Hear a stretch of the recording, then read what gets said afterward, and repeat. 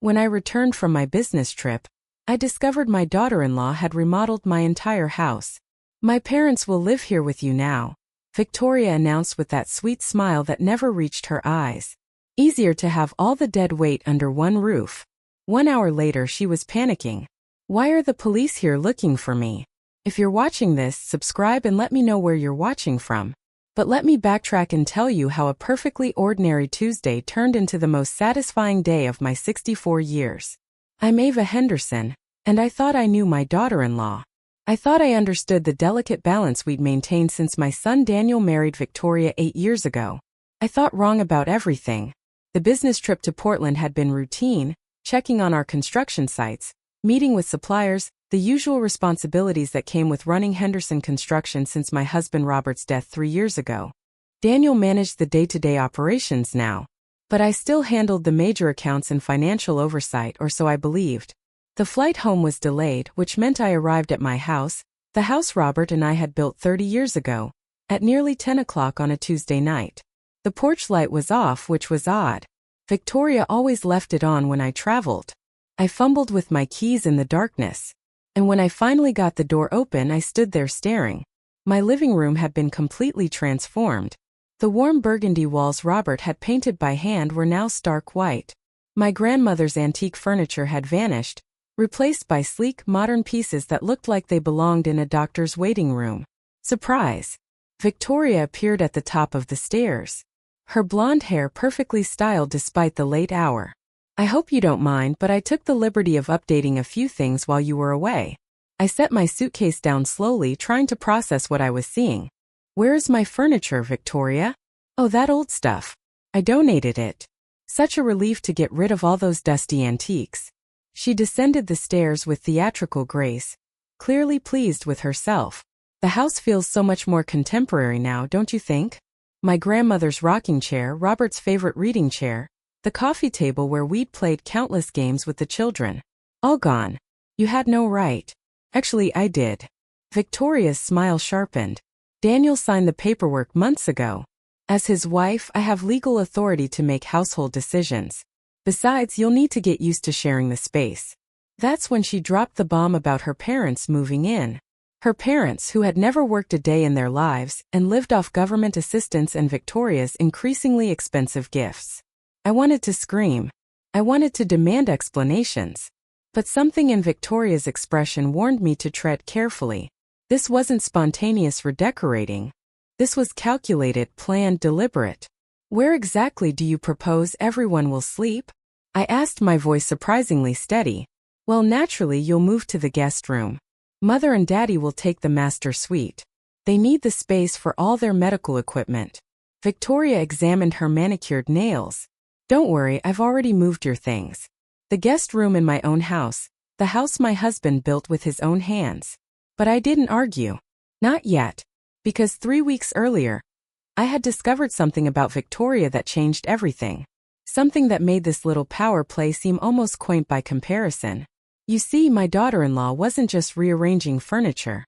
She was stealing from us systematically, cleverly, and in amounts that would destroy our family business if discovered. And I had been keeping her secret. 3 weeks earlier, I had been working late in the office, trying to reconcile some discrepancies in our quarterly reports. Henderson Construction had been my life's work alongside Robert, and after his death, maintaining its success felt like honoring his memory. The numbers weren't adding up. Small amounts at first. A few hundred here, 1,000 there. But as I dug deeper, a pattern emerged that made my blood run cold.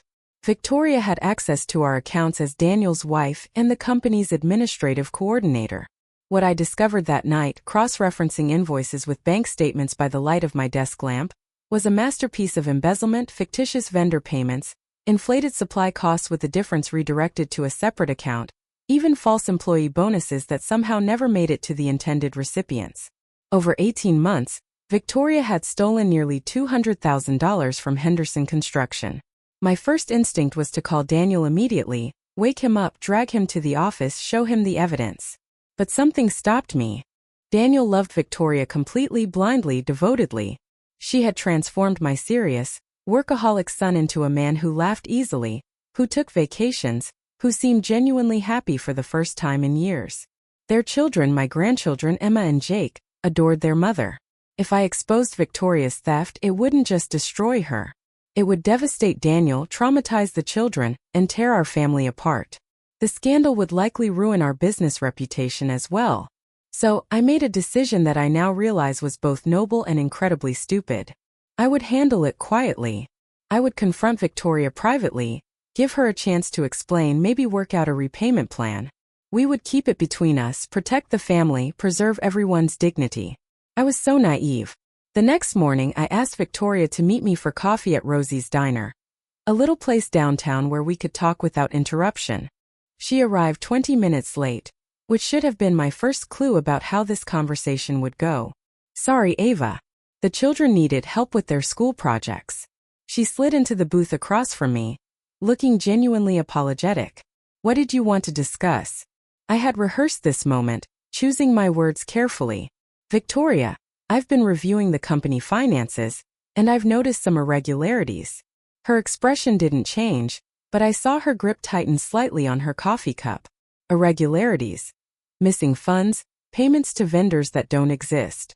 It appears someone has been systematically stealing from the business. Now she looked confused, concerned even. That's terrible. Do you think it's someone at the bank or maybe one of the office staff? The performance was flawless. If I hadn't seen the evidence with my own eyes, I might have believed her. Victoria, I know it's you. The mask slipped for just a moment. In her eyes I saw acknowledgement, calculation, and something that looked almost like relief. Prove it, she said quietly. That's when I realized I had made a fundamental error. I had assumed Victoria would be ashamed when confronted, grateful for a chance to make things right. Instead, she was calling my bluff. I have the documentation that you'll never show Daniel. Victoria leaned forward, her voice low but confident. Because you love your son too much to break his heart. Because you know this would destroy our marriage and traumatize your grandchildren. Because you care more about keeping the family together than about money that's already gone. She was right. And we both knew it. Both. Here's what's going to happen, Victoria continued, stirring sugar into her coffee with casual precision. You're going to let this slide. You're going to mind your own business and stop poking around in financial records that, frankly, you're too old to properly understand anymore. The patronizing tone was like a slap, but she wasn't finished. In return, I'll be more careful going forward. Consider it a learning experience for both of us. I should have walked away then. Should have gone straight to the police, to Daniel, to anyone who would listen. Instead, I found myself nodding. Good. Victoria smiled, the sweet expression returning to her face. I'm so glad we understand each other. Family harmony is so important, don't you think? As she left the diner, tossing a casual, "See you Sunday for dinner," over her shoulder, I realized I had just made the worst deal of my life. Because Victoria hadn't promised to stop stealing. She had promised to be more careful. And that distinction would prove to be everything. The changes started small, so subtle that I almost convinced myself I was imagining them. Victoria began arriving late to our weekly Sunday dinners, offering elaborate apologies about traffic or the children's activities, but never quite managing to hide her satisfied smirk when she saw my frustrated expression. She would comment on my cooking with faint praise that somehow felt like criticism. This roast is so traditional, Ava. I keep telling Daniel we should try more modern cuisine, but you know how he loves his comfort food. She started rearranging my kitchen every time she visited, claiming she was just trying to help when I couldn't find my own utensils. My favorite coffee mugs mysteriously disappeared, replaced by delicate china cups that felt foreign in my hands. I thought we'd upgrade your kitchenware, she explained when I asked about my missing mugs. These are so much more elegant for when you have company. The company, it turned out, was increasingly Victoria's friends and her parents, who had begun making regular appearances at my house for dinner parties I hadn't agreed to host. You don't mind, do you, Ava? It's just that our place is so small and you have all this room. Victoria would appear at my door with a carload of guests, expecting me to provide food and entertainment. I told everyone about your famous lasagna. I minded terribly, but Daniel seemed so pleased that Victoria was making an effort to include me in their social circle. How could I explain that every gathering felt like an invasion, that I was becoming a stranger in my own home? The worst part was how Victoria managed to position herself as the generous daughter-in-law, going out of her way to spend time with poor, lonely Ava. She would loudly praise my contributions to the evening. Ava made this dessert all by herself. Isn't she wonderful? In a tone that made me feel like an elderly relative being humored, rather than the homeowner hosting the party. But it was the incident with Emma's birthday party that showed me how completely Victoria had turned the tables. Emma was turning 10, and I had been planning her party for weeks. My granddaughter and I had chosen a fairy tale theme together, and I had spent days crafting handmade decorations and baking a 3-layer princess cake. The morning of the party, Victoria arrived early with her mother, Karen, and a carload of store-bought decorations. "Change of plans," Victoria announced, not even greeting me. We decided to go with a more modern theme, pink and gold, very Instagram-worthy. They proceeded to take down my handmade decorations, replacing them with generic balloons and banners that looked like they came from a warehouse store. When I protested, Victoria's voice turned sharp. "Ava, I appreciate your efforts, but Emma is my daughter. I think I know what she prefers." Emma stood in the doorway watching this exchange, her face fallen. She had been so excited about the fairy tale decorations we had made together. "But Grandma and I worked really hard on the fairies," Emma said in a small voice. "Oh, sweetheart." Victoria's tone instantly became sugary. "Grandma means well, but sometimes grown-ups have different ideas about what looks nice. Don't worry, this will be much prettier." The dismissal was complete. My granddaughter's disappointment, my hours of work, my role in her celebration, all swept aside with casual cruelty. But the real blow came when the other parents arrived for the party. "Victoria, this looks amazing," one mother exclaimed. "You're so creative with parties." "Thank you. I stayed up all night putting this together." Victoria accepted the praise graciously, not mentioning my contributions at all. "I just want Emma to have the best." I watched from the kitchen as Victoria played the perfect hostess, serving the cake I had baked while accepting compliments for the party she had hijacked. The other parents praised her organization, her attention to detail, her dedication to making her daughter's day special. Not one person acknowledged that this was my house, my kitchen, my cake. That evening, after everyone had gone home and I was cleaning up the remnants of the party I had been erased from, Daniel found me scraping frosting off plates. "Great party, Mom." Victoria really outdid herself. I looked at my son, this man I had raised to be honest and fair, and realized he genuinely didn't see what had happened. In his eyes, his wife had graciously organized a party in my home, and I had been lucky to help. "Daniel," I said carefully, "don't you think Victoria should have discussed the decoration changes with me first?" He looked puzzled. "Why? It's Emma's party. Victoria knows what she likes. But Emma and I had planned." "Mom, I think you're making this more complicated than it needs to be." Daniel's voice held that patient tone people use with elderly relatives who don't quite understand modern ways. "Victoria was just trying to make everything perfect. You should be grateful she's willing to have the party here at all." Grateful? I should be grateful that my daughter-in-law had allowed me to host my granddaughter's birthday party in my own home. That night, as I lay in bed, staring at the ceiling, I realized Victoria's strategy was becoming clear. She wasn't just stealing money from the business. She was systematically stealing my place in the family, one small humiliation at a time. And she was doing it so skillfully that even my own son couldn't see it happening. Victoria's parents moved in on a Tuesday. I came home from grocery shopping to find a moving truck in my driveway and strangers carrying furniture into my house. Victoria met me at the door with that bright smile that had become my personal danger signal. "Surprise. I told you they were coming. Remember? I mentioned it last week." She hadn't mentioned anything and we both knew it. But Karen and Bob Mitchell were already settling into my master bedroom, admiring the view from my windows, discussing where to put their television. "It's temporary," Victoria assured me, though her parents were unpacking like they planned to stay forever, just until they get back on their feet. Bob Mitchell was 62 and hadn't held a job in 5 years. Karen claimed disability for a back injury that didn't prevent her from shopping or redecorating, but apparently made employment impossible. Together, they lived off government assistance and whatever money Victoria could funnel their way. Money that I now realize came directly from our company accounts. "They'll contribute to household expenses, of course," Victoria continued, though she didn't specify when or how much. Within a week, my quiet home had become a chaotic boarding house. Karen rearranged my kitchen to suit her cooking preferences. Bob commandeered my living room television and filled the house with the constant noise of sports broadcasts and political talk shows. They ate my food, used my utilities, and treated me like an unwelcome guest in my own home. But the breaking point came during Emma's school play. Emma was performing in her 5th grade production of Little Red Riding Hood, and she had been practicing her lines for weeks. I had promised to be there, and Emma had saved me a seat in the front row next to Daniel and Victoria. 20 minutes before the play started, Victoria appeared at my bedroom door. "I'm so sorry, Ava, but there's been a change of plans." Karen stood behind her, dressed in her finest outfit and clutching a bouquet of flowers.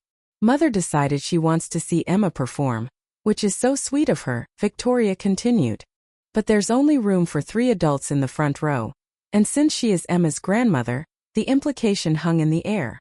Karen was family. I was just someone who happened to live in the house. Emma saved me a seat," I said quietly. "Oh, she'll understand. She's such a mature child."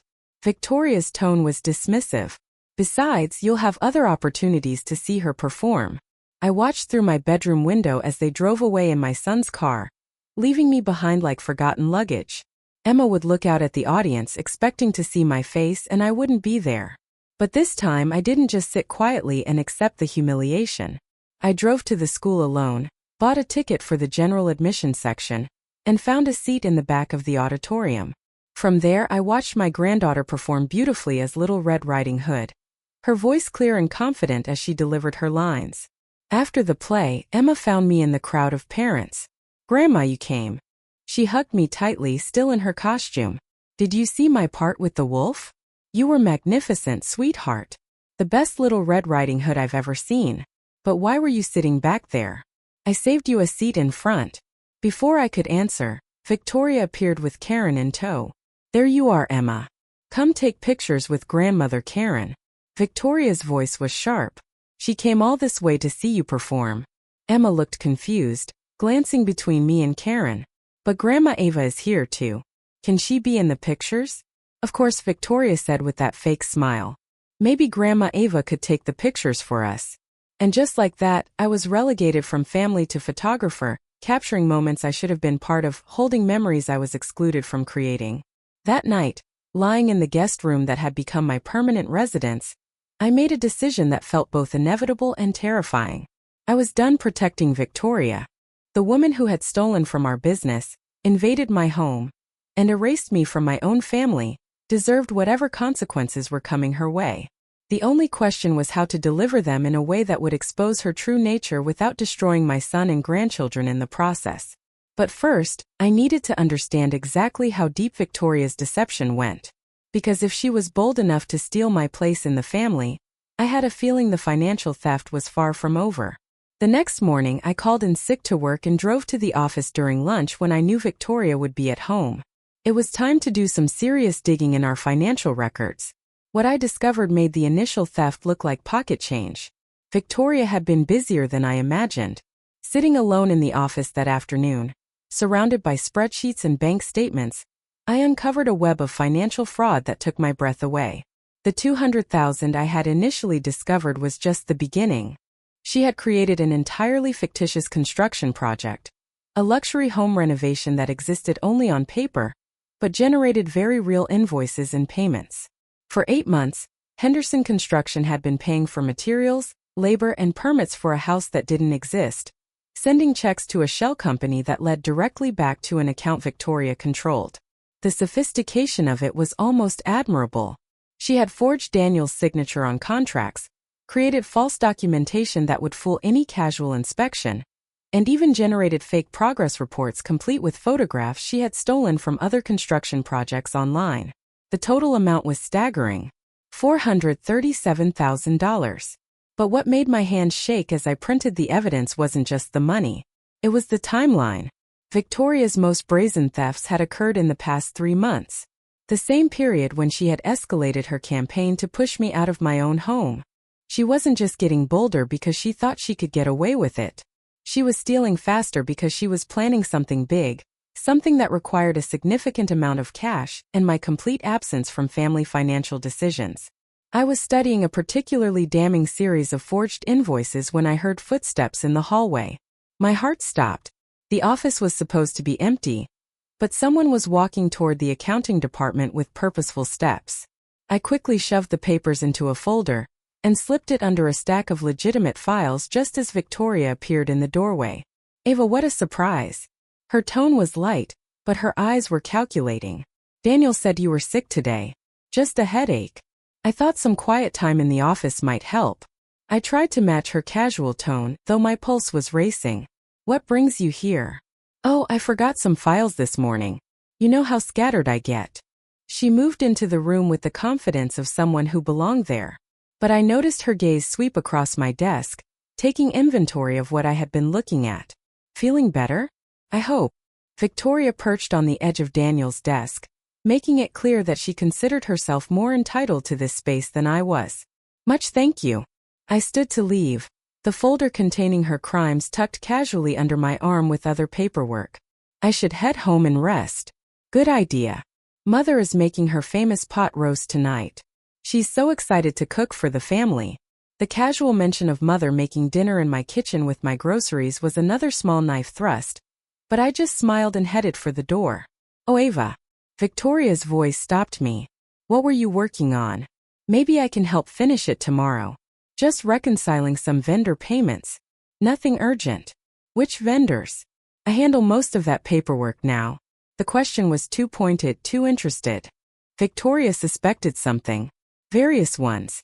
I'll leave you a note if I need anything completed. I made it to my car before my hand started shaking. Victoria had caught me investigating her theft, and while I had managed to extract the evidence without being discovered, she knew something had shifted between us. That evening at dinner, I watched Victoria perform her role as the devoted daughter-in-law with new eyes. She complimented Karen's pot roast effusively, helped Jake with his homework, and chatted with Daniel about his day with the warm attention of a loving wife, but periodically her gaze would flick to me, and I saw something cold and calculating there. She was evaluating, planning, deciding how much of a threat I posed. After dinner, as I washed dishes that Karen had promised to clean, but somehow never got around to, Victoria appeared beside me with a dish towel. Let me help, she said, taking a plate from my hands. You look tired. We worked in silence for a moment. The kitchen filled with the sounds of Bob's television, and the children's laughter from the living room. You know, Ava, Victoria said suddenly, I've been thinking about what you said a few weeks ago about the business finances. My hand stilled on the glass I was washing. I realize I may have been defensive. Money matters can be so stressful, especially for someone your age. The patronizing tone was back, but underneath it was something sharper. Maybe you should consider stepping back from the financial oversight. Focus on enjoying your grandchildren while you can. I'm perfectly capable of managing the accounts, Victoria. Of course you are. But Daniel's been saying how much you've been struggling lately. The confusion about Emma's party decorations, forgetting our conversations about Mother and Daddy moving in. She was rewriting history, creating a narrative where my protests were actually signs of mental decline. I didn't forget anything, Victoria. You never mentioned, it's okay, she interrupted gently, her voice carrying just enough volume that Daniel, passing through the kitchen for a beer, could hear. Memory issues are completely normal at your age. Nothing to be ashamed of. Daniel paused, looking between us with concern. Mom, if you're having trouble keeping track of things. I'm not having trouble, I said firmly. See? Victoria touched Daniel's arm lightly. She gets defensive when we try to help. I read an article that said that's completely typical. I realized with growing horror that Victoria was laying groundwork, creating doubt about my mental competency, establishing a pattern of behavior that could be used against me later. If she could convince Daniel that I was becoming forgetful, confused, perhaps even senile, then anything I said about her theft would be dismissed as the ramblings of an elderly woman losing her grip on reality. That night, hidden in my bedroom with the door locked, I spread Victoria's stolen financial documents across my bed and began photographing each page with my phone. If she was planning to discredit me, I needed evidence that couldn't be dismissed or explained away. But as I worked, a chilling thought occurred to me. Victoria wasn't just planning to steal more money. She was planning to steal everything. I discovered Victoria's true plan purely by accident. 3 days after our kitchen conversation, I was running errands when I realized I had forgotten my reading glasses at the office. I drove back to get them, using my key to let myself into the empty building on a Saturday afternoon. That's when I heard Victoria's voice coming from Daniel's office, speaking in low, urgent tones on the phone. I should have announced my presence. Should have called out a greeting and retrieved my glasses like a normal person. Instead, something in her tone made me freeze just outside the office door. Power of attorney should be straightforward given her obvious mental decline, Victoria was saying. Daniel's already noticed the memory issues, and with her doctor's cooperation, my blood turned to ice. No, the business accounts are the priority. Once I have legal authority over her finances, we can liquidate everything cleanly. A pause, then the house will be more complicated.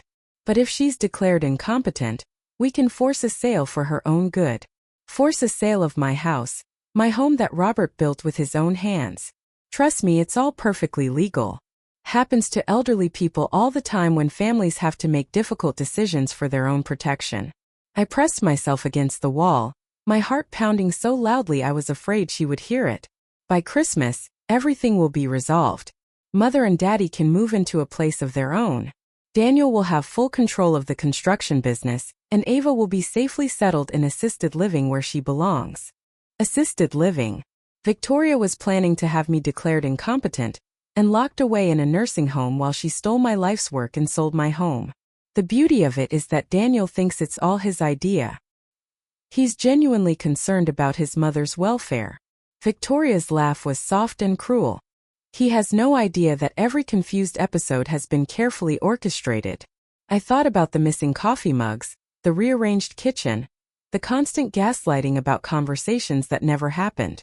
Victoria had been systematically making me question my own memory while building a case for my incompetency. I need another month, maybe 2, to establish the pattern completely.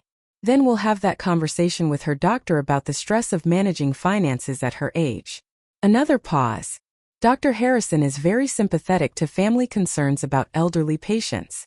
Dear Harrison, my own physician, who had treated me for 30 years and knew my complete medical history, was apparently part of this scheme. Don't worry about the money trail. By the time anyone thinks to look closely, I'll have legitimate power of attorney and full legal authority to handle all financial transfers. Victoria's voice was confident, satisfied. It's not theft when you have proper documentation. I heard her moving around the office, gathering papers, preparing to leave. Panic flooded through me as I realized I was trapped in the hallway with no way to escape without being seen. I need to go. Daniel's expecting me home soon, and I can't keep being late without raising suspicions. Victoria's voice was getting closer to the door.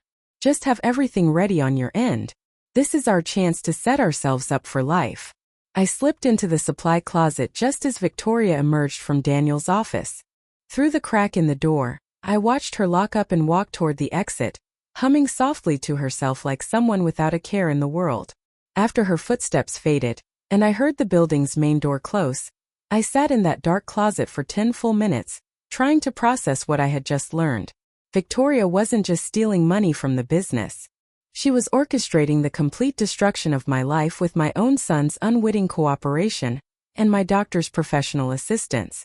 By Christmas, I would be in a nursing home, stripped of my assets, my autonomy, and my family. Victoria would control everything. The business Robert and I had built, the house we had called home, even my relationship with my grandchildren. And the most diabolical part was that everyone would see it as a sad but necessary decision made by loving family members who only wanted what was best for poor, confused Ava. When I finally emerged from the supply closet, I wasn't the same woman who had entered it. I had spent months protecting Victoria to preserve family harmony. I had endured humiliation after humiliation rather than expose her crimes and hurt my son. But Victoria had made a fatal miscalculation. She had assumed I would go quietly, that I would accept her version of reality and disappear gracefully into whatever institutional corner she had planned for me. She was about to discover just how wrong she was. Because if Victoria wanted to play chess with my life, I was ready to show her what happens when you underestimate a woman who has absolutely nothing left to lose. The real game was just beginning. I spent Sunday morning at the public library researching financial fraud laws and elder abuse statutes on their computer. Amazing how much you can learn when you're properly motivated. Detective Sarah Chun at the Economic Crimes Division was surprisingly easy to reach on a Monday morning. I had expected bureaucracy and red tape. Instead, I got a competent professional who listened carefully as I explained my situation. Mrs. Henderson, what you're describing is a textbook case of financial exploitation, Detective Chun said. Do you have documentation? Extensive documentation, bank records, forged contracts, fake invoices, everything. I'd like to see those as soon as possible. Can you come in this afternoon? 3 hours later, I sat in Detective Chun's office, watching her review the evidence I had compiled. Her expression grew increasingly grave as she studied Victoria's handiwork. This is sophisticated, she admitted. Your daughter-in-law has real skill at this. The shell company, the forged signatures, the fake construction project. She's done this before. Before? I'd bet money on it. Nobody starts with fraud this complex. Detective Chun leaned back in her chair. We'll need to verify these documents, interview witnesses, build a solid case. That takes time. How much time? 6 weeks minimum. Possibly longer if she's been careful about covering her tracks. 6 weeks. Victoria's timeline had her filing for power of attorney within a month. Detective, she's planning to have me declared incompetent. She has my doctor involved and she's convinced my son that I'm losing my memory. Detective Chen's expression hardened. That changes things. Elder abuse cases get priority, especially when there's active psychological manipulation involved. She picked up her phone. Let me make some calls. By Wednesday, Detective Chun had assembled a team that included a financial crime specialist, an elder abuse investigator, and a prosecutor from the district attorney's office who specialized in family fraud cases. But the most important addition to our team was someone I had never expected, my own doctor. Dr. Harrison sat across from me in his office Thursday afternoon, his face flushed with embarrassment and anger. Ava, I owe you a tremendous apology. Victoria approached me 6 weeks ago claiming to be concerned about your mental health. She described episodes of confusion, memory loss, difficulty managing your finances, none of which were true. I realize that now. She was very convincing, very concerned, and she had specific examples. Dr. Harrison shook his head ruefully. She played perfectly into my biases about elderly patients and concerned family members. What did she ask you to do? She wanted me to evaluate your cognitive function and potentially recommend a mental health assessment. She suggested that if you were struggling with memory issues, it might be kinder for the family to take over your financial responsibilities. The manipulation was breathtaking in its thoroughness. She even brought me articles about elderly financial abuse. Dr. Harrison continued, claiming she was worried that someone might be taking advantage of your confusion. The irony is sickening. Will you help us? Absolutely. I've already contacted Detective Chun and provided a statement about Victoria's attempts to manipulate medical professionals. What she did isn't just fraud. It's a violation of the sacred trust between families and their physicians. Friday morning brought the call I had been waiting for. Mrs. Henderson, this is Detective Chun. We're ready to move forward. Can you be available Monday morning around 10 o'clock? For what? To watch your daughter-in-law get arrested. The satisfaction in Detective Chen's voice was unprofessional and absolutely perfect. But first I had one more chess piece to position. That afternoon, I called Daniel and asked him to meet me for coffee. Just the two of us, away from Victoria's influence and her parents' constant presence in my house. Mom, you sounded strange on the phone. Is everything okay? My son looked genuinely concerned, which made what I was about to do even more difficult. But Daniel deserved to hear the truth from me before he heard it from the police. Daniel, I need to tell you something about Victoria. Something that's going to be very hard to hear. His expression immediately became defensive the way it always did when anyone criticized his wife. Mom, if this is about the house renovations or her parents moving in, Victoria has been stealing from the company large amounts of money over an extended period. Daniel stared at me like I had spoken in a foreign language. That's impossible. Victoria doesn't even have access to. He stopped. Realization dawning. She handles administrative tasks. But she wouldn't. I have proof, Daniel. Bank records, forged contracts, Documentation of nearly $500,000 in theft. The color drained from my son's face. That can't be true. I reached into my purse and pulled out a folder containing copies of the most damning evidence. I wish it weren't. For 20 minutes, Daniel reviewed the paperwork while I watched his world crumble. His wife, the woman he trusted completely, had been systematically destroying the business his father had built. Why didn't you tell me sooner? His voice was barely a whisper. Because I thought I could handle it quietly. I thought I could protect the family. Protect the family? Daniel's anger finally surfaced. She's been stealing from us for over a year. There's more, Daniel. Victoria has been planning to have me declared incompetent so she can gain control of all my assets. I told him about the phone conversation I had overheard, about Victoria's manipulation of Dr. Harrison, about her systematic campaign to make everyone believe I was losing my memory. By the time I finished, Daniel was gripping the edge of the table so hard his knuckles had turned white. The police are going to arrest her Monday morning, I said gently. I thought you should know. Daniel looked up at me with eyes full of pain and betrayal.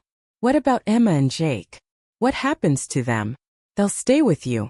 Of course you're their father. I don't know how to explain this to them.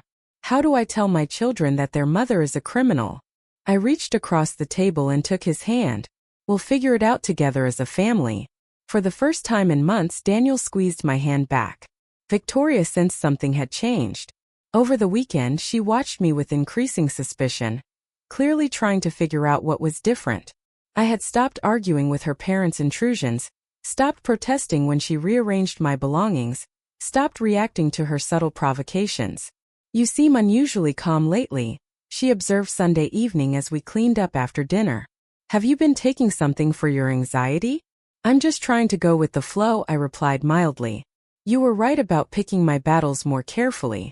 Victoria's smile was sharp with satisfaction. She thought she had finally broken me into submission. I'm so glad to hear that. It's important for elderly people to accept help gracefully rather than fighting every change. If only she knew how gracefully I was about to accept the help of the police department. Monday morning arrived crisp and clear. I dressed carefully in my best navy suit, the one Robert had always said made me look formidable in business meetings. Today felt like the most important meeting of my life. Detective Chun had given me specific instructions. I was to behave normally, follow my usual morning routine, and be ready to provide access to Henderson Construction's offices when the arrest team arrived. I was sitting at my kitchen table, pretending to read the newspaper while actually listening for the sound of cars in my driveway, when Victoria appeared in her silk robe. You're up early, she said, moving toward the coffee maker with casual grace. Couldn't sleep. Thought I'd get an early start at the office. Victoria poured herself coffee and leaned against the counter, studying my face. You know, Ava, I've been thinking about our conversation last week, about you stepping back from the financial responsibilities. Oh, Daniel agrees that it might be best for everyone. Less stress for you, more time to focus on the grandchildren. Victoria's voice was honey sweet, but her eyes were calculating. We could start the transition this week. The transition to Victoria having complete control over the business accounts, she meant. That's very thoughtful, dear. Victoria blinked, clearly surprised by my easy agreement. She had been prepared for an argument, not cooperation. So you're open to the idea. At my age, I should be enjoying retirement, not worrying about quarterly reports. I folded the newspaper with deliberate care. When did you have in mind? Well, if you're sure, we could meet with the accountant tomorrow and begin transferring signatory authority. Tomorrow. Victoria was moving faster than Detective Chun had anticipated. That sounds perfect, I said, standing and reaching for my purse. I should head to the office now. Actually, Ava, why don't you take the day off? I can handle whatever needs to be done. Victoria stepping in to manage the office on the day she expected to gain control of our accounts. How convenient. If you insist, I said agreeably. I'll just run some errands then. I was backing out of the driveway when I saw the unmarked police cars turning onto my street. Perfect timing. I drove to the grocery store and spent 45 minutes shopping for items I didn't need, giving Detective Chun and her team time to work. When my phone finally rang, I was examining tomatoes with the focus of a produce expert. Mrs. Henderson, this is Detective Chun. We have Mrs. Victoria Henderson in custody. 3 simple words that represented justice, vindication, and the end of months of psychological warfare. How did she react? About as you'd expect. She's demanding a lawyer and insisting this is all a misunderstanding caused by your mental confusion. Of course, she was her parents also in custody. Turns out Mr. and Mrs. Mitchell have outstanding warrants in 2 other states for similar fraud schemes. Your daughter-in-law learned from the best. I felt a wild urge to laugh. Victoria's parents weren't innocent victims of their daughter's generosity. They were career criminals who had trained her in the family business. What happens now? Arraignment this afternoon. With the amount of money involved in the elder abuse charges, I doubt she'll be granted bail. Detective Chun paused.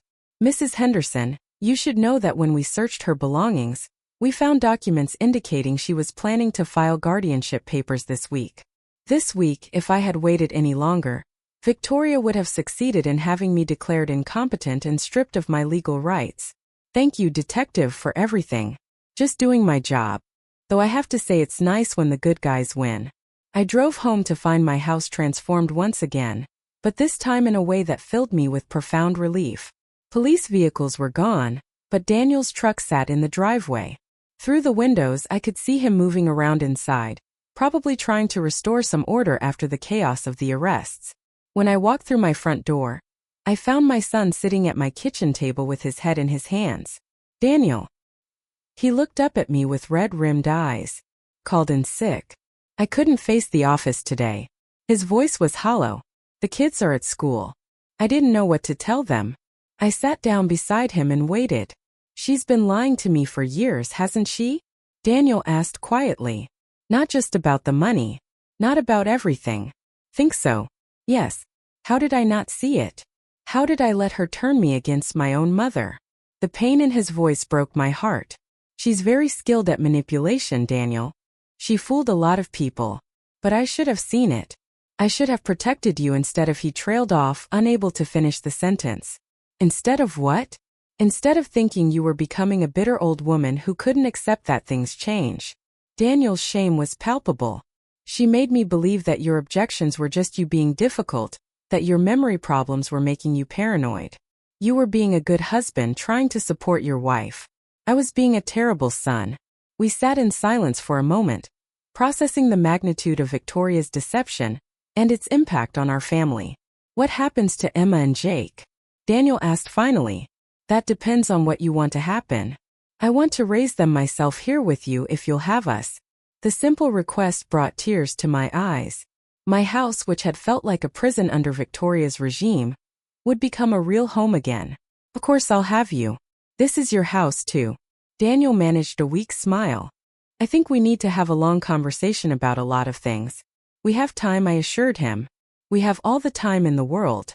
The house felt different without Victoria's presence, like a held breath finally released. Daniel and I spent Tuesday afternoon removing all traces of her parents' occupation of my bedroom. We donated their abandoned belongings to charity and thoroughly cleaned every surface they had touched. By evening, my master suite was mine again. I forgot how peaceful this room could be, I said, standing at the windows that overlooked Robert's garden. I'm sorry we let them take it from you, Daniel said quietly. I'm sorry I let them take anything from you. The children's return from school was the conversation I had been dreading most. Emma and Jake bounded through the front door with their usual after-school energy, calling for their mother. When they found only Daniel and me waiting in the living room, their faces showed immediate confusion. Where's Mom? Emma asked, dropping her backpack by the door. Daniel had rehearsed this moment, but I could see the words still weren't easy. Mom won't be coming home for a while, he said gently, pulling both children close to him on the couch. She made some mistakes with money that weren't legal, and she has to answer for those mistakes. What kind of mistakes? Jake asked with the direct curiosity of a 7-year-old. She took money that didn't belong to her. Emma, at 10, understood the implications more quickly. She stole money? Yes. From who? Daniel glanced at me, and I nodded encouragingly. The children deserved honesty, even if it was painful. From our family business, from Grandma. Emma's face went through a series of expressions. Confusion, disbelief, anger. and finally a kind of resigned sadness that was heartbreaking to witness in a child. Is that why she was always mean to Grandma? Mean, such a simple word that captured so much truth. Your mother wasn't mean, Daniel said carefully, but she was doing things that hurt Grandma, and that wasn't okay. Where is she now? Jake asked. In jail. The stark honesty of it hung in the air. Emma began crying quietly. Not the dramatic sobs of a child, but the restrained tears of someone trying to be brave. Hey, I said, moving to sit beside her on the couch. This isn't your fault, sweetheart. None of this is your fault. But what if people at school find out? Emma whispered. What if they say mean things about Mom? Then you tell them that your mother made a mistake, but that doesn't change who you are, I said firmly. You and Jake are good, smart, kind children, and nothing your mother did changes that. Will we still live here with you, Grandma? Jake asked. If you want to. This is your home for as long as you need it to be. Over the following days, we began establishing new routines. I drove the children to school in the mornings while Daniel went to the office early to begin the enormous task of untangling Victoria's financial damage. We had family dinners at my kitchen table without the television blaring or adult conversation dominated by complaints about government assistance and other people's good fortune. The children adapted with remarkable resilience. Emma helped me cook dinner each evening, asking questions about recipes and techniques with genuine interest. Jake discovered Robert's old woodworking tools in the garage and begged me to teach him how to use them safely. Grandma, can I make a birdhouse like Grandpa used to? He asked Thursday evening, his small hands examining a piece of smooth pine. I think Grandpa would love that, I said, remembering Robert's patient instruction of Daniel in that same garage 30 years earlier. But it was Emma's question on Friday morning that showed me how much the children were truly processing. Grandma, were you really getting confused like Mom said? We were making pancakes together and Emma was carefully measuring flour into the mixing bowl with scientific precision. No, sweetheart. I wasn't confused. Your mother was lying about that. Why would she lie? Because she wanted people to think I couldn't take care of myself anymore. That way, she could make decisions about my money and my house without anyone questioning her. Emma considered this while cracking eggs with unusual care. That's really mean. Yes, it was. I'm sorry she was mean to you. The simple apology from my granddaughter hit me harder than months of Victoria's psychological warfare. Children have a clarity about right and wrong that adults often lose in the complexity of relationships and social expectations. Thank you, Emma. That means a lot to me. Are you glad she's gone? I thought carefully about my answer. Emma loved her mother despite everything, and I didn't want to damage that relationship any more than Victoria's actions already had. I'm glad the lying and the meanness have stopped, I said finally. I'm glad our family can be honest with each other again. Emma nodded solemnly and returned to her egg-cracking duties. That afternoon, while the children were at school and Daniel was at work, Detective Chun called with an update. Victoria Henderson has been indicted on 14 counts of fraud, forgery, and elder abuse. She informed me her parents are facing similar charges, plus the outstanding warrants from other states. Will she go to prison? Almost certainly. The prosecutor is recommending 8 to 12 years given the amount of money involved and the psychological manipulation aspects. 8 to 12 years. Emma would be in college by the time her mother was released. Jake would be graduating high school. How do you feel about that? Detective Chen asked. Relieved, I said honestly. And sad for my grandchildren. That's a normal response. You can feel justice has been served while still grieving what this means for your family. That evening, Daniel came home from work looking more hopeful than he had in days. I met with the insurance company and the bank today, he announced over dinner. We can recover about 60% of what Victoria stole. It's not everything, but it's enough to keep the business stable. What about the house? Emma asked. Victoria said you might have to sell Grandma's house. Daniel looked at me with a question in his eyes. This house isn't going anywhere, I said firmly. This is our family home. And it's staying in the family where it belongs. Relief flooded Emma's face, and Jake actually cheered. Besides, I added with a smile that felt genuinely happy for the first time in months. Somebody needs to teach Jake how to build that birdhouse properly.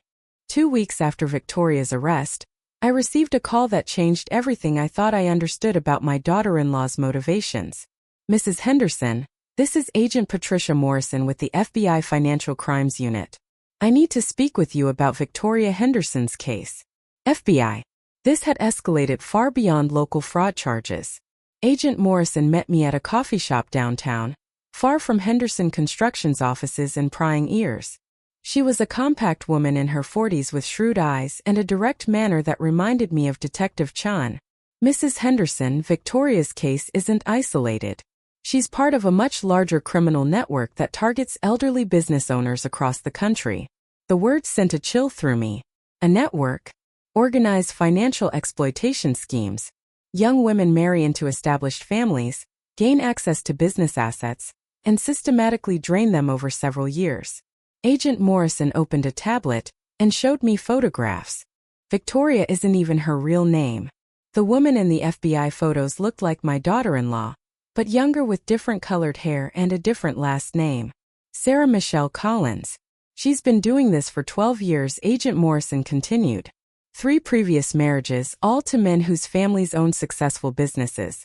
In each case, she manipulated the family dynamics, isolated the business owners from their children, and stole hundreds of thousands of dollars before disappearing. But she didn't disappear this time. No, she made a crucial error with your family. Agent Morrison pulled up another document on her tablet, a detailed psychological profile that made my skin crawl. Victoria's previous targets were all widowed men with grown children who lived far away.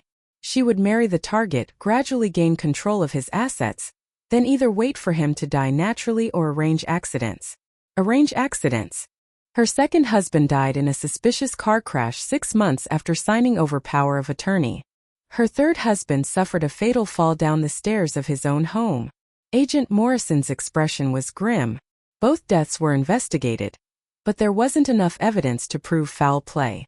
The implication hit me like a physical blow. She was planning to kill me. We believe so.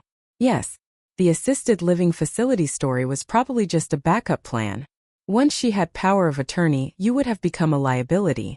I thought about Victoria's careful escalation of her campaign against me, her systematic destruction of my credibility, her timeline of gaining legal control over my assets by Christmas. Why didn't she just continue with her usual pattern? Why target our family when Daniel has children? Because Henderson Construction is worth significantly more than her previous targets. We estimate your family's total assets at nearly $2 million.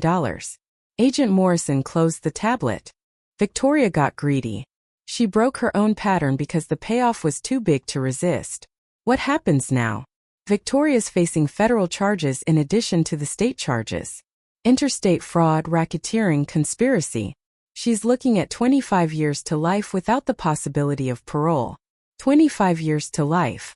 Victoria would likely die in prison. There's something else, Mrs. Henderson. We need your help.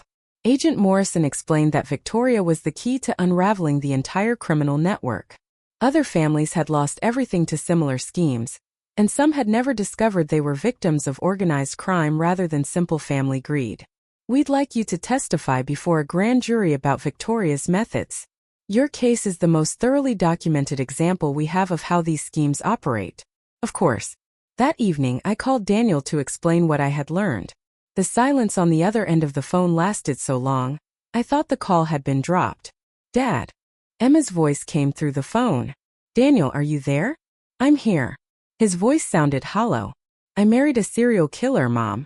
You married a woman who lied about everything, including who she was. You couldn't have known. I brought her into our home. I let her around my children. I chose her over my own mother when she was planning to murder you. The pain in his voice was unbearable. Daniel, listen to me. Victoria fooled federal investigators for 12 years. She fooled 3 other families completely. She fooled police departments and coroners and insurance companies. I took a deep breath. You were a victim too. But Emma and Jake are safe. They're loved. They're going to grow up knowing their real family cares about them more than money or appearances or anything else in the world. When Daniel came home that night, he was carrying a bottle of Robert's favorite whiskey and wearing the expression of a man who had aged several years in one day. How do I explain this to them? He asked, settling into Robert's old chair in the living room. How do I tell my children that their mother is a professional criminal who might have killed their grandmother? You don't. Not yet. Maybe not ever. I poured us each a small glass of whiskey. They know their mother did something wrong with money. That's enough for now. They're going to have questions as they get older, and we'll answer them honestly, age-appropriately when the time comes. I raised my glass to Robert. He would be proud of how we handled this. Daniel managed a weak smile. He always said you were tougher than you looked. He had no idea. We drank in companionable silence, listening to the sound of Emma and Jake giggling in their bedrooms as they got ready for bed. Normal sounds, family sounds, safe sounds. "Mom," Daniel said quietly. "Yes, I'm sorry I didn't trust you. I'm sorry I chose her lies over your truth. You don't need to apologize anymore, son. We're family. We protect each other. That's what matters now." But even as I spoke the words, I was thinking about Agent Morrison's revelation, Victoria's careful timeline, her systematic approach to isolating me, her plan to gain power of attorney by Christmas. If I hadn't discovered her theft when I did, if I hadn't found the courage to investigate further, if I had accepted her gaslighting about my mental condition, I would be dead by spring. Victoria hadn't just been planning to steal my assets. She had been planning to murder me and make it look like natural causes or an accident. The woman my son had loved, who had lived in my house and eaten at my table and helped my grandchildren with their homework, was a predator who had been calculating the best moment to end my life.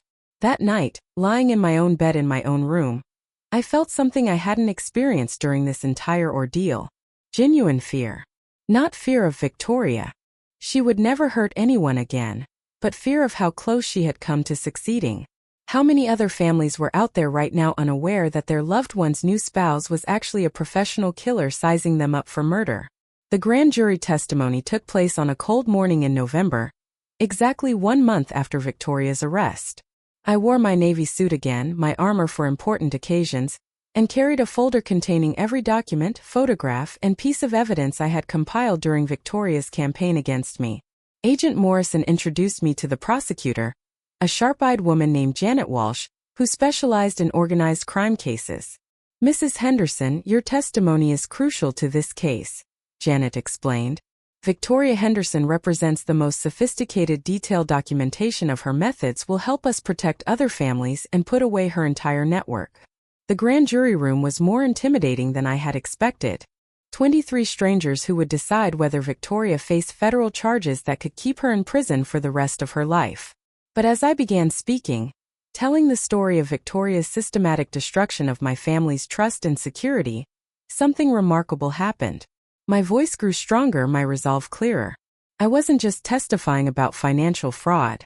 I was speaking for every elderly person who had been dismissed, manipulated, or targeted by someone who saw their accumulated wealth as easy prey. Victoria Henderson didn't just steal money, I said, looking directly at the jury foreman. She stole my identity within my own family. She convinced my son that I was becoming mentally incompetent, while secretly planning to murder me. Once she gained control of my assets, the room was completely silent. She turned my own home into a prison where I was treated as an unwelcome guest. She erased me from family photographs and celebrations. She systematically destroyed my relationship with my son while positioning herself as the devoted daughter-in-law, who was generously caring for a difficult elderly relative. I pulled out the folder of evidence, bank records, forged contracts, photographs of my redecorated house, recordings of conversations with Dr. Harrison and Detective Chan. But Victoria made one crucial mistake. She underestimated the woman she was trying to destroy. 2 hours later, I emerged from the federal building feeling lighter than I had in months. Agent Morrison walked beside me to the parking garage. "The grand jury will almost certainly return an indictment," she said. "Your testimony was exactly what we needed. What happens to her previous victims? That's the best part. Based on your evidence and Victoria's methods, we're reopening investigations into all the suspicious deaths connected to her previous marriages. If we can prove she murdered those men, their families may finally get justice." Justice. Such a simple word that represented so much healing. 3 months later, I stood in my kitchen preparing Easter dinner for my family. The real family that had emerged from the wreckage of Victoria's deception. Daniel was teaching Jake how to carve the ham, patiently guiding small hands with the sharp knife while explaining the importance of cutting against the grain. Emma was setting the table with my grandmother's china, the pieces Victoria had tried to replace with sterile modern plates. "Grandma, how many people are coming?" Emma asked, carefully arranging the silverware. "Just us," I said, watching her face light up with satisfaction. "Good. I like it better when it's just family. Family. Not the performance of family obligations or the manipulation of family guilt, but the genuine connection between people who chose to love and protect each other." Daniel appeared at my elbow with a glass of wine. "The ham's ready. Jake did an excellent job with the carving. He had a good teacher. I learned from the best." Daniel's smile was warm and genuine, free from the tension that had shadowed his face during his marriage to Victoria. "Mom, I have something to tell you." I set down my serving spoon, immediately alert to his serious tone. The insurance settlement came through. Full recovery of the stolen funds, plus damages for the emotional distress Victoria caused. Daniel reached into his pocket and pulled out an envelope. "This is your share, Daniel. The money belongs to the business. The business belongs to both of us, and after what you went through to save it, you've earned every penny." He pressed the envelope into my hands. "Besides, I have plans that require your financial independence." "Plans?" "I want to expand Henderson Construction, open a second location, maybe specialize in custom homes for retirees." Daniel's enthusiasm was infectious. "But I need a business partner I can trust completely. Someone with experience, wisdom, and a proven ability to spot trouble before it destroys everything we've worked for. A business partnership. Equal footing, mutual respect, shared decision-making. Are you offering me a job, son?" "I'm offering you exactly what Dad would want, a chance to build something lasting together." That evening, after the dishes were cleaned and the children were in bed, Daniel and I sat on the back porch, watching the sunset paint Robert's garden in shades of gold and amber. "Do you think about her?" Daniel asked quietly. "Victoria sometimes. Do you hate her?" I considered the question seriously. Hate was such a strong emotion and it required so much energy to maintain. "I hate what she did to our family. I hate that she hurt you and the children. I hate that she saw me as disposable." I sipped my wine thoughtfully. "But hating Victoria herself, that would give her more power over me than she deserves. I think I still love her, and I hate that about myself." "Daniel, you love the woman you thought she was. That woman never actually existed, but your love was real. How do I explain that to Emma and Jake when they're older?" "You tell them the truth. That sometimes people pretend to be something they're not, and that it's not your fault for believing them. You tell them that real love is honest, protective, and kind, and that they deserve nothing less." 6 months later, Victoria Henderson, whose real name we learned was Sarah Michelle Collins, was sentenced to life in prison without the possibility of parole for racketeering, murder, and organized criminal enterprise. I didn't attend the sentencing. I was too busy helping Emma plant flowers in Robert's garden and teaching Jake how to build a proper birdhouse with dovetail joints that would last for decades. The house that Victoria had tried to steal became fuller and happier than it had been since Robert's death. Daniel and the children moved in permanently, not as refugees from Victoria's destruction, but as a choice to build something better together. Henderson Construction expanded exactly as Daniel had envisioned, with Ava Henderson listed as senior partner on all the business documents. I was no longer the elderly mother being humored with token responsibilities, but a full business partner whose experience and instincts were valued and respected.